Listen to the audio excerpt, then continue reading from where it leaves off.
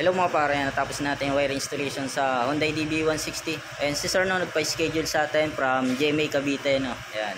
Ang inabili ni sir, ito yung mga pinakabit niya, yung Sendo X6 na 100 watts. Tapos PIE horn, dual horn setup to. Tapos yan, nasa half crash guard. Okay. Tapos yan, nilagyan na rin natin ng passing. Makita. Yan, passing. Okay. Tapos ito yung ating mga switch. Dito natin nilagay. Ayan yung low, white. Tapos yellow, high beam. Tapos pwede rin combination. Yan.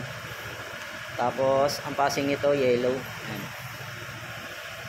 Tapos dual horn setup. Ito yung ating selector. Yan. Pagka off muna natin, pagka walang ilaw, stock lang.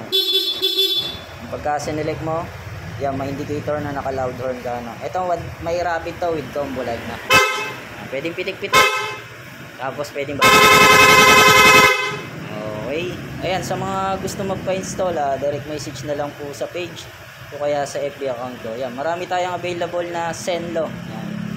Lahat ng watts, mamimili na lang kayo, okay?